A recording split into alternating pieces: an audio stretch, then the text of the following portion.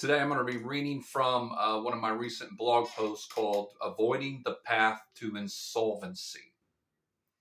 An insolvent city will linger on, performing its functions poorly, failing to serve, and in some instances, doing harm to the people that form the community it governs. And this is from a book called Strong Towns.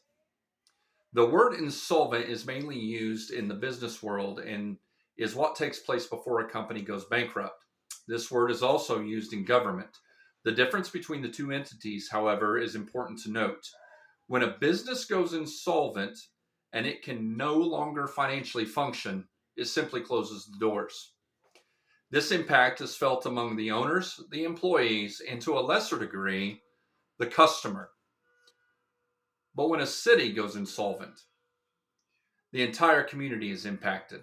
This is because the city is required to fulfill certain obligations to its citizens. However, when there is financial strain on the resources available, those services begin to lack efficiency and they become less effective. The equipment becomes more difficult to repair and maintain. Employees begin to find employment elsewhere for higher wages.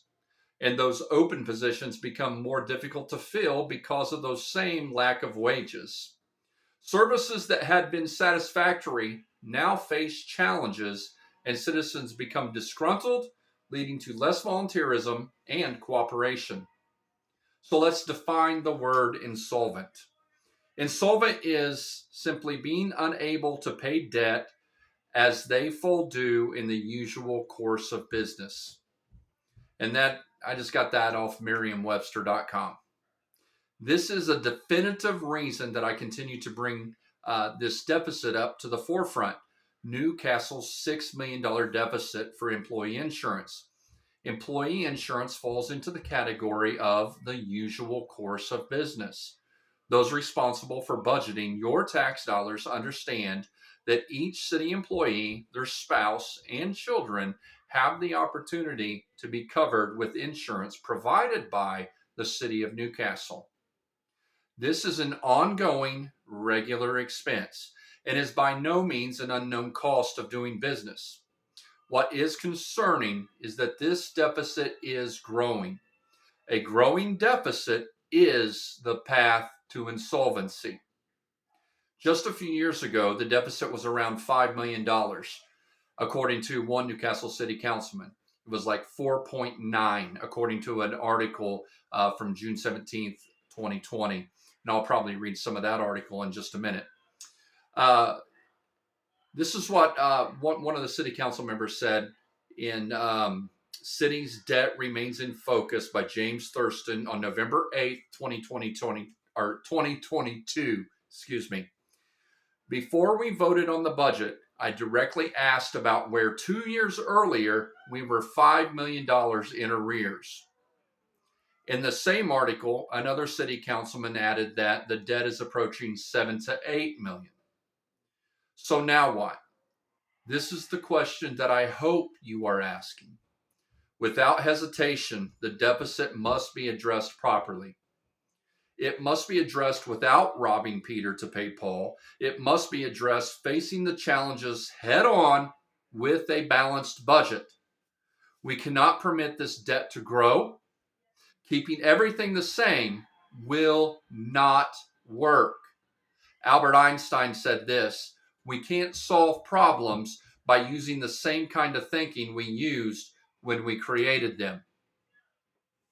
So something has to change. And obviously, I'm running for mayor, and that's one of my top priorities. Let's get the budget balanced. Let's get these deficits in order. Let's untangle the budget. Let's open it up. Let's find out where money's going, and let's report that back to the taxpayers. There's so many of us, we don't know where our money's going. We see different things happening here and there, but then we read in a newspaper article, and some people get surprised at a city council meeting that there's a $6 million budget deficit. $6 million. A city our size cannot continue to operate with that size of a deficit. In the article that's dated June 17th of 2020, a couple years ago, when the deficit was only 4.9 million, the title of this article is Council Accuses Mayor, Former Clerk Treasurer of Unethical Accounting. So there's been things going on for a few years now. And very few people have really clear answers. You'll hear things like it's trending the right direction, we're getting our bills paid, things are looking up, yes, we're going to take care of that. I've heard those things for many years while I was serving on the county council, and the only way that those things are true is if there's a clear path. So you got to present a clear path. You have to present clear solutions that work. But let's look at this article. Newcastle councils, again, this is back in 2020. So, we're coming out of the shutdowns and things of that nature. The city council's first face-to-face meeting in months came with strong words and accusations. Council President Rex Peckinpah said the city's finance committee discovered that some things have been going on for quite some time that are at best unethical, and in some cases we felt possibly illegal. Peckinpah and another council member questioned the mayor about how money was spent from several non-reverting funds in the city's annual budget. Those funds that are non-reverting, that are there for specific uses and can't just be spent any way that someone wants to spend it. We have functioned under the idea that the mayor has been doing a great job of doing a lot with a little, and came to find out basically Peter was just being robbed to pay Paul. This is what Council President Rex Peckinpah said in his written statement. We do not believe that any money has actually been stolen, although we are concerned that it has been misappropriated. Specifically, they were concerned with the public safety Lowit tax, the rainy day fund, and the riverboat money. He goes on to say, we have always believed that the money allocated into these funds was separated and remained in the respective fund, and by law was supposed to remain there unless allocated by the council. And when it comes to non-reverting funds, that hits the nail on the head. Non-reverting funds are sitting there for specific use only, and they cannot be used any way that anyone wants them to be used. They're very specific.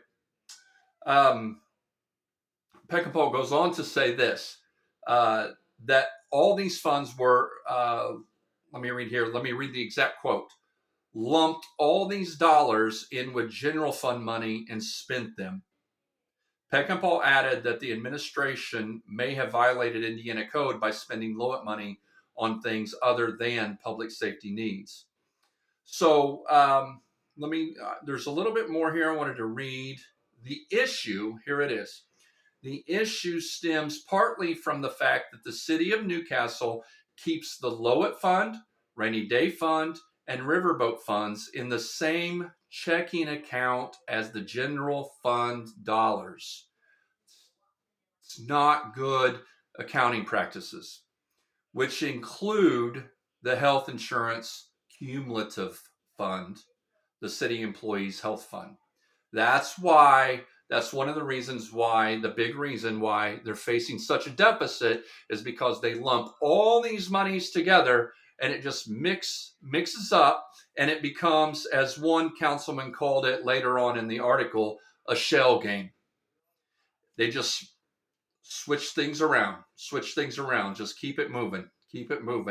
And it's all lumped in together. So in a family budget, it's highly recommended and very wise to have an emergency fund set aside. Families do not lump their emergency fund in. Let me rephrase that. Families should not keep their emergency fund money in their same money as their monthly bills money, because you spend it and it just goes, right? We know that from our family budgets. If you start meshing money all together, it comes and goes, and you really can't keep track of it. So these funds should be kept separate. They should know exactly how much money is on hand at all times, actually. Now, in government funding, it is a little complicated because of the way the state distributes funds to the local government. So again, as I've stated in a past, I believe a past video, there is 1 or 2 times a year that the local government may be in the red, but again, it's because of the way the state gives tax money back to the locals, and then it recoups, and then we move on. Not saying it's a good way to do it. I'm just saying it's the way it is. So anyhow, again, this article, you can go back in the Courier Times. It's June 17th of 2020. The council very specifically addressed some of their concerns about this, the way the money's being used, the way the money's being budgeted. And at the time, it was only a 4.9, again, there's that word only, a $4.9 trillion debt, or excuse me, $1 million. Trillions when we're talking about federal government. $4.9 million deficit that is now a $6 million deficit.